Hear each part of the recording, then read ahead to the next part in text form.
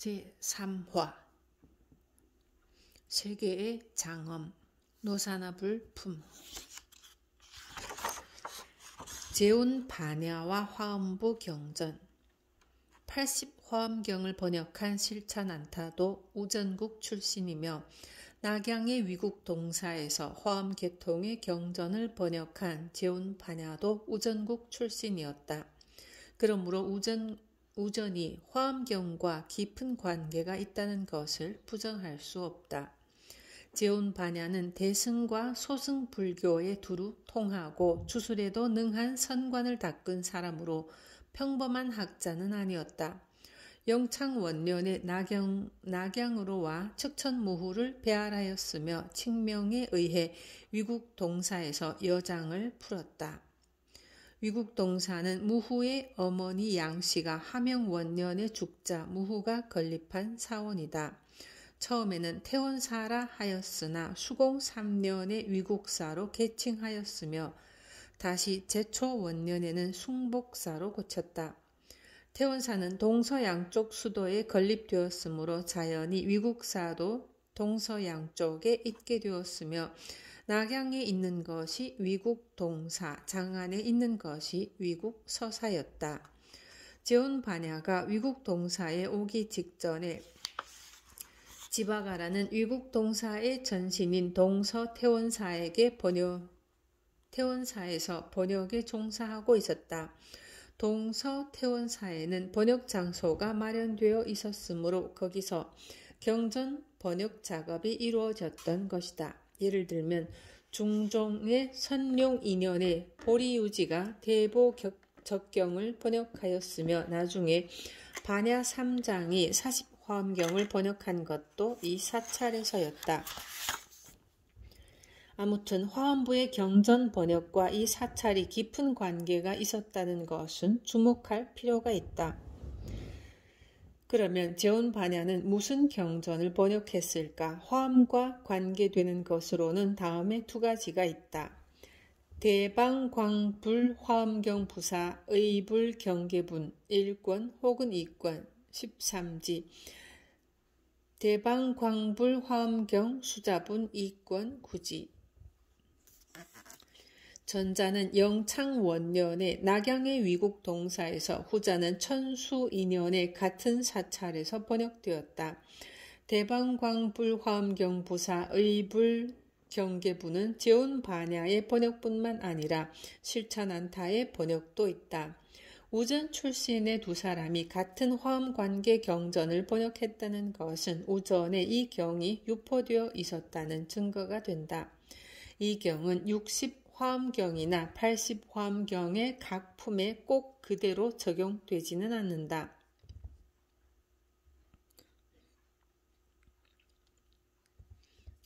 부처님이 열애보사의불경계라고 하는 삼매에 들어 상호 속에서 시방의 불국토와 과거의 수행의 여러 가지 모습을 나타낸 것을 설한 것으로서 무리하게 말하면 60화엄경이나 80화엄경의 서품에 상당하는 것이다.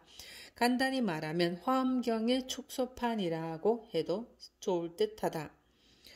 대방광불 화엄경 수자부는 같은 화엄부에 속하는 소량의 경전으로서 자비심의 중요함을 설하고 자비를 실천하는 사람들의 덕을 칭송하였다.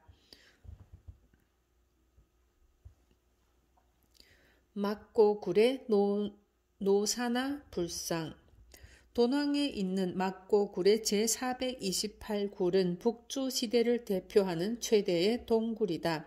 이 동굴의 남쪽 벽 중앙에 부처님 상이 새겨져 있는데 거기에는 1000개에서 지옥에 이르는 3개 육도의 모습이 그려져 있다. 위쪽의 어깨에는 여러 천이, 중앙에는 수미산과 아수라가, 아래쪽에는 인간, 축생, 악귀, 지옥 등이 옷 위에 새겨져 있는 것이다.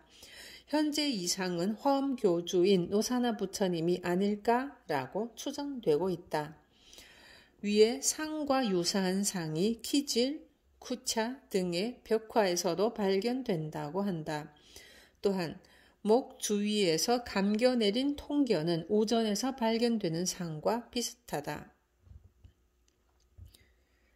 우전 출신의 재훈 반야가 번역한 대방광불 화엄경 부사의불 경계분에는 부처님이 보리수 아래에서 불가사의한 부처님의 경계라고 하는 산매에 들어 부처님의 32상 80종호 가운데 보살로서 수행하고 있던 모든 행위에 나타나 있다고 한다.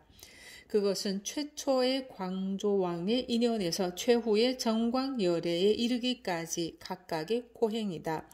말하자면 우두머리, 신분, 처첩, 남녀, 노비, 동복, 작사, 대위, 공전 등을 벌이는 것을 나타낸다고 하는 것이다.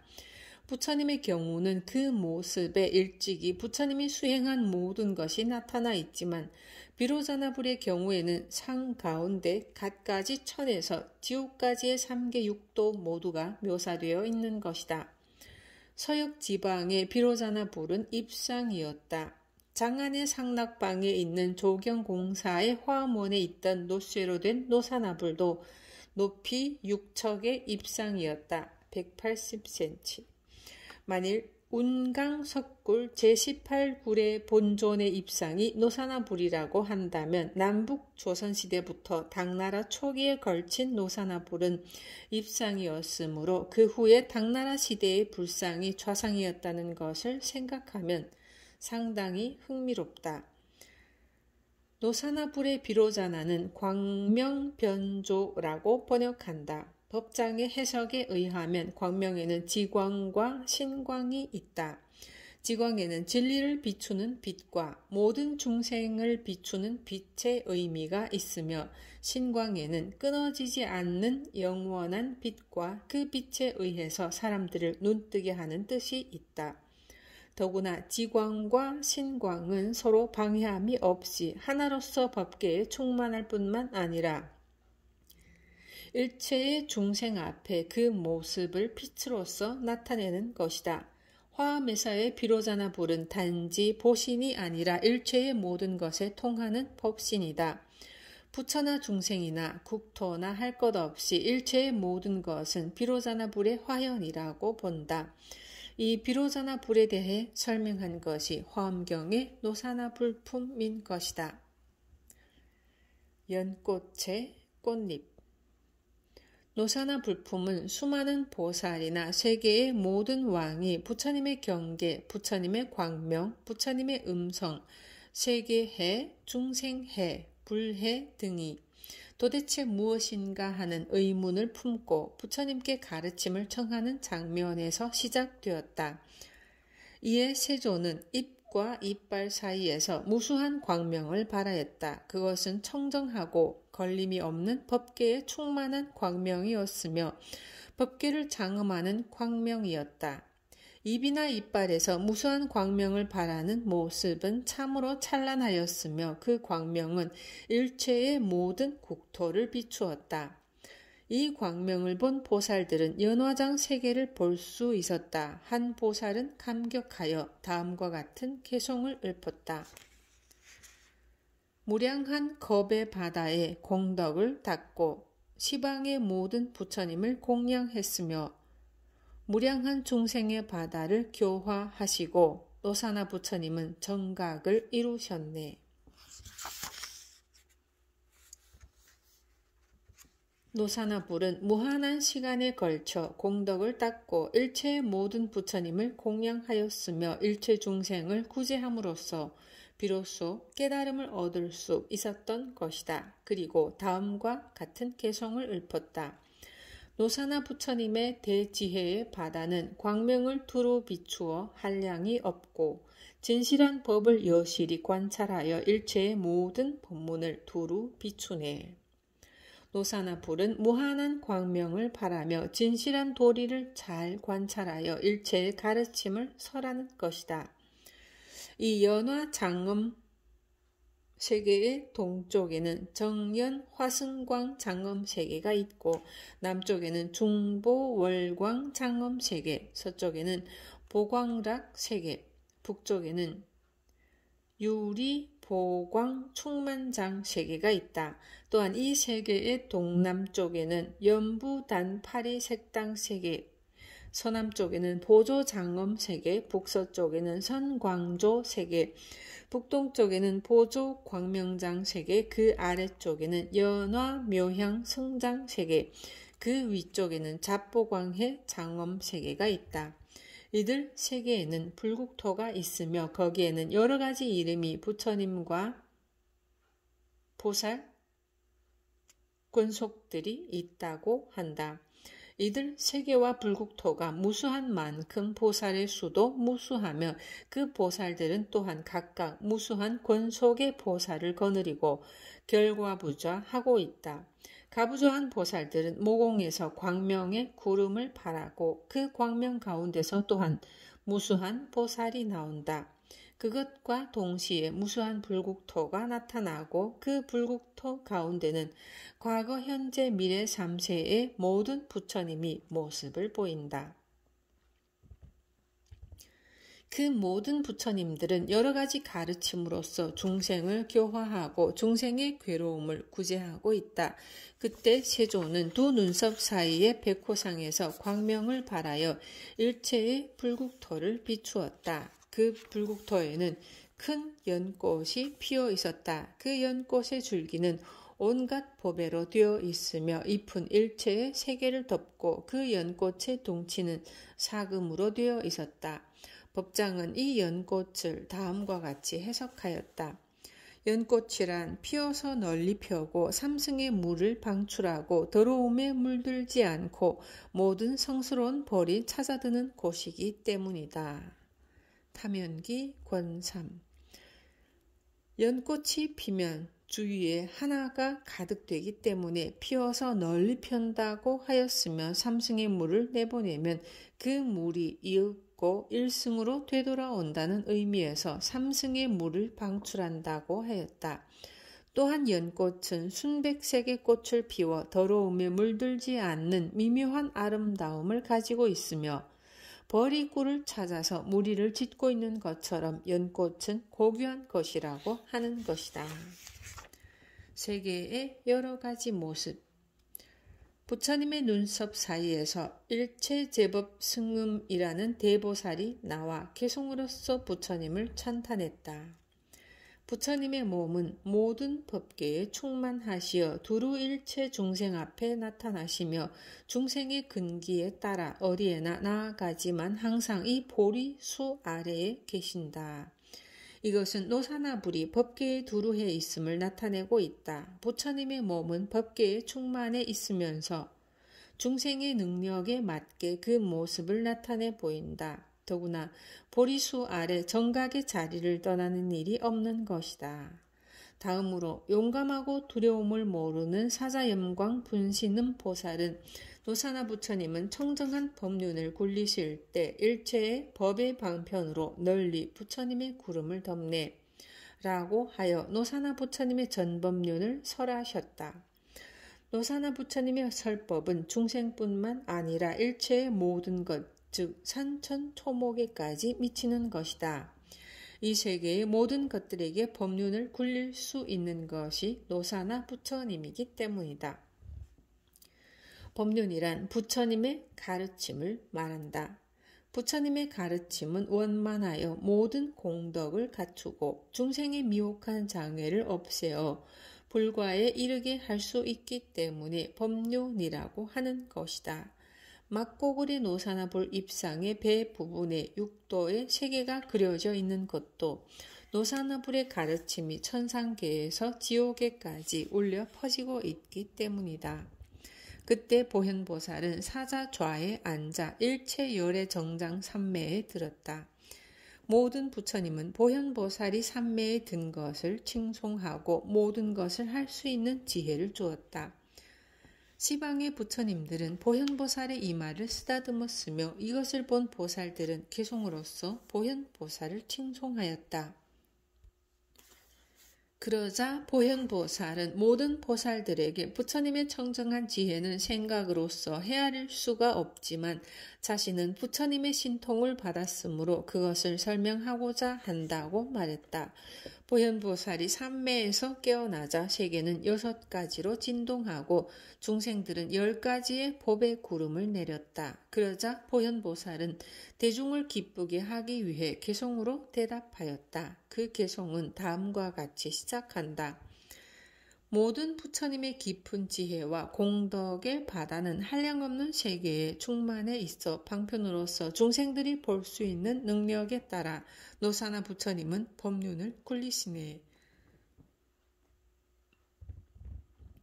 다시 보현보살은 10종류의 세계해를 설한다. 10종류의 세계해란 1. 설 세계해 2. 기구 인연 세계해 3. 주 세계해 4. 형 세계해 5. 체 세계해 6. 장엄 세계해 7. 청정 세계해 8. 열의 출세 세계해 9. 겁 세계해 10. 괴방편 세계해를 말한다. 이와 같은 10종류의 세계해는 이미 이루어졌고 지금 이루어지고 장차 이루어질 것이며 무수한 인연에 따라 성립되는 것이다. 또한 보현보살은 여러 보살들에게 말했다.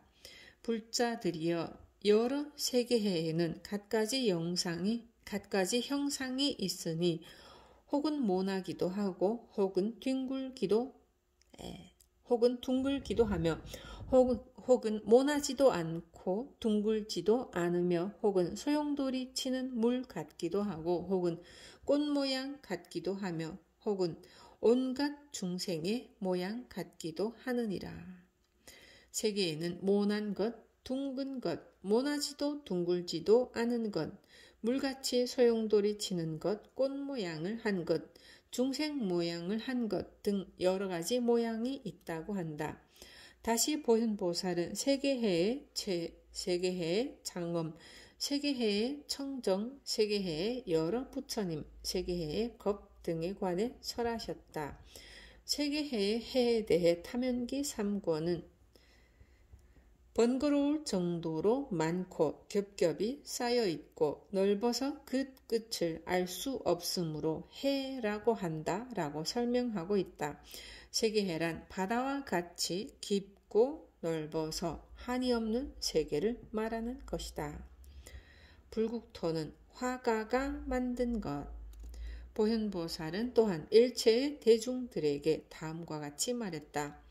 모든 불자들이여, 이 연화장 세계해는 노사나 부처님이 전생에 보살행을 닦을 때 아승지의 세계에서 티끌 수같이 많은 겁동한 장엄한 곳이다. 연화장 세계는 노사나 부처님이 보살로서 수행하고 있을 때 오랜 세월에 걸쳐 장엄해온 세계인 것이다. 이 연화장 세계는 무수한 풍륜으로 받쳐져 있으며 철로 둘러싸인 산, 향수의 바다, 향수의 강, 법의 나무들이 있다. 이러한 것들은 물론 상상의 세계이지만 이 노사나 불품이 만들어진 지역에 실제로 이와 같은 산이나 강, 바다가 있었는지도 모른다. 갖가지 꽃과 향과 깃발과 일선을 가진 모든 보살들이 법계에 가득 차 있어 모든 언어의 바다로서 잘 연설하시니 이것은 노사나 불이 법륜을 굴리심이네. 위와 같이 많은 보살들이 꽃과 향과 깃발을 가지고 세계에 가득 차 있으며 그 가운데서 노사나 부처님은 여러 가지 언어로서 가르침을 설하고 있다. 참으로 찬란하고 화려한 세계가 전개되고 있는 것이다.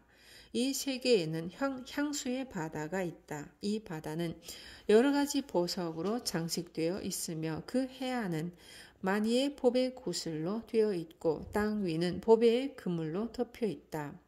바닷속은 보배의 물로 가득 채워져 있고 해안의 꽃들은 모두 피어 있으며 전단의 향내가 물에 배어들어 부처님의 목소리가 끊임없이 들려온다. 그것은 소위 향수로 된 보배의 바다인 것이다. 노사나 부처님은 과거에 수행하실 때 불국토의 바다를 청정하게 하신 일이 한량이 없고 끝이 없으니 그곳에 일체의 자유자재함을 굴리셨네. 이 향수의 바다를 청정하게 한 것은 노사나 부처님의 과거의 수행이다.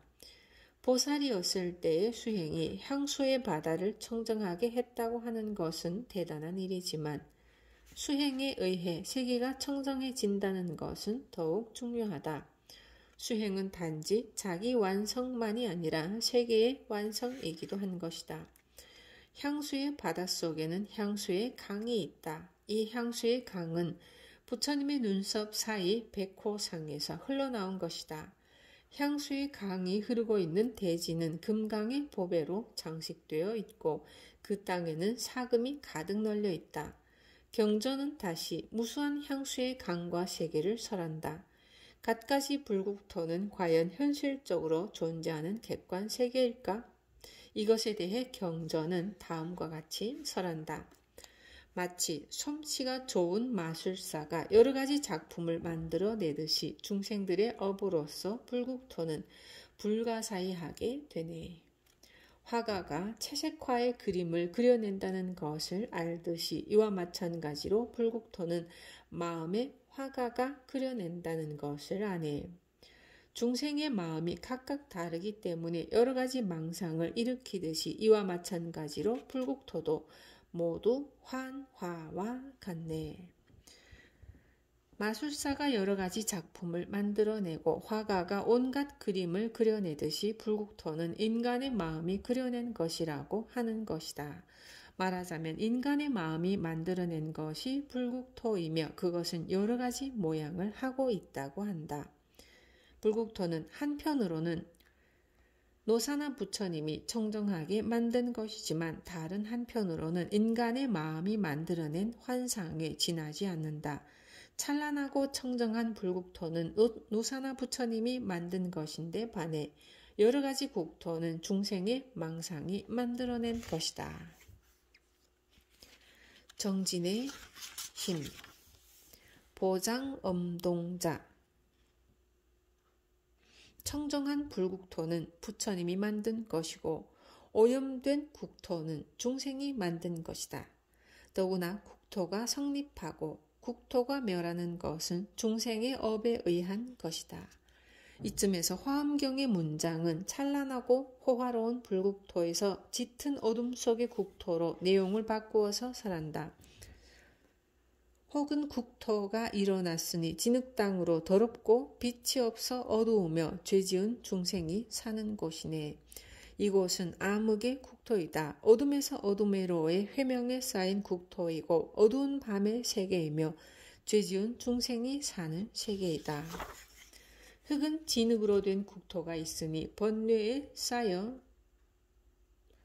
혹은 진흙으로 된 국토가 있으니 번뇌에 쌓여 큰 두려움이 있고 즐거움은 적고 고통만 많으며 박복한 사람이 사는 곳이네. 이곳은 진흙투성이의 세계이다. 번뇌로 괴로워하고 고통에 시달리며 행복이 없는 세계이다. 이곳은 염라대왕이 있는 지옥이며 배고픔과 갈증으로 고통받는 세계이다. 이어서 경전은 고통만의 세계가 아니라 고통과 즐거움이 공존하는 세계를 설명한다. 또한 광명이 비치고 보배와 향기로 가득 찬 극락세계가 있다고 설명한다. 보현보살이 서원한 세계야말로 이 청정한 국토이다. 이것을 불국토라고 하는 것이다. 국토에는 여러 가지 종류가 있다. 어떤 국토에는 부처님이 계시고 어떤 국토에는 부처님이 안 계시며 어떤 국토에는 한 분의 부처님이 계시고 어떤 국토에는 무량한 부처님이 계시네. 부처님이 계시는 국토, 부처님이 안 계시는 국토, 한 분의 부처님만 계시는 국토, 무수한 부처님이 계시는 국토 등 여러 가지 국토가 있다. 일찍이 불교국으로서 번영했던 우전국에는 무수한 부처님이 계셨던 것이다. 경전은 이어서 정광보안세계해에 대해 설한다. 이 세계해는 극락정토와 같이 멋진 세계이다. 이 국토에는 숲이 있으며 그 숲의 동쪽에는 염광성이라는 성이 있고 남쪽에는 수화장엄성이 있다. 이외에도 용, 야차, 건달바, 아수라, 가루라, 긴나라, 마후라가 등 파부중이 있는 성도 있다. 위에 성 가운데 하나인 염광성에 애견 선해왕이라고 하는 왕이 있었다. 이 왕은 100억의 성을 통솔하고 3만 7천 명의 여인을 거느렸으며 2만 5천 명의 자식이 있었다. 그 가운데 보장금 동자라고 하는 아들이 있었는데 이 동자는 선근을 쌓았기 때문에 깊은 산매에 들 수 있었다. 그리하여 부처님을 찬탄했으며 그 소리는 온 나라에 울려 퍼졌다. 그것을 들은 애견 선의 왕은 환희심을 일으켜 개송을 읊고 성과 마을을 청정하게 청소하였으며 보석으로 장식하고 처자 권속들과 함께 부처님을 예배하러 갔다. 그러자 부처님은 중생들을 교화하기 위해 경을 설하였다. 이 경을 다 들은 보장엄 동자는 다시 산매에 들어 일체의 모든 부처님의 과거의 공덕회를 볼 수 있었다. 보장엄 동자가 개송을 읊으면 일체 중생은 도심을 바랬으며 부처님은 이 동자를 위해 다시 가르침을 설했다. 그 가운데 다음과 같은 말이 있다. 게으른 자는 깊은 방편애를 깨달을 수 없지만 정진의 힘을 성취하면 능히 부처님의 세계를 청정히 하네.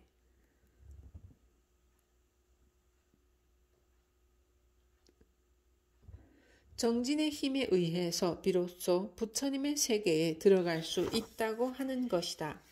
부처님의 가르침에 의해 보장엄 동자는 일체 법보문 환희장 산매에 들 수 있었다. 그것은 널리 일체의 사람들을 환희하게 하는 산매였다. 보장엄 동자는 수행자의 대표이다. 동자가 산매에 든 것은 자리행이고 개송으로서 대중들에게 가르침을 설한 것은 이타행이다. 즉 동자는 자리행과 이타행을 함께 실천한 것이다. 노사나 불품의 마지막은 한 수행자의 수행이 완성되는 것을 설함으로써 그 막을 내린다.